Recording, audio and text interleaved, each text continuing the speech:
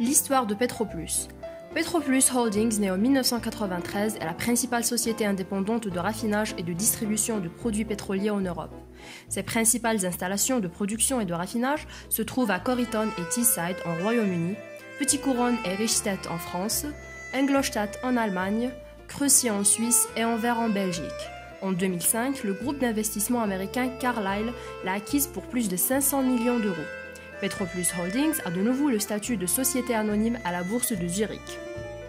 En 2008, l'expansion de la holding ne semblait pas près de s'éteindre, puisque le groupe affichait des projets ambitieux et prévoyait des investissements importants pour ses différentes sociétés de raffinage, mais la grande récession et la chute de la demande en produits pétroliers entraînent une surcapacité de raffinage en Europe. Après la fermeture de la raffinerie de Teesside en Royaume-Uni, Petroplus contrôle encore 4,4% de la capacité de raffinage en Europe. Le 27 décembre 2011, le directeur financier de la holding, Joseph Watson, déclare que l'entreprise ne peut plus acheter du pétrole à cause du gel par les banques. Cette annonce eut pour effet de faire chuter l'action en bourse de Petroplus. La cotation de l'action du groupe s'effondre le 24 janvier 2012 et le groupe se déclare en faillite, laissant ainsi dans le flou ses 5 raffineries européennes. Petroplus cède sa raffinerie d'Anvers à l'entreprise Gunvor en mai, puis celle d'Ingolstadt quelques mois plus tard, toujours aux mêmes acquéreurs. Le 4 juillet 2012 est annoncée la reprise des activités de la raffinerie de Crecy par Varo Energy Holding.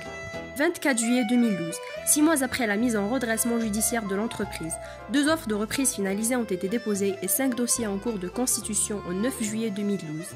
Début décembre 2012, Tadbir Energy, une société iranienne filiale à la fondation Imam Khomeini, dépose une offre de reprise de la raffinerie. Le 16 avril 2013, le tribunal de commerce de Rouen a prononcé la fermeture du site avec pour effet la cessation d'activité définitive de la société.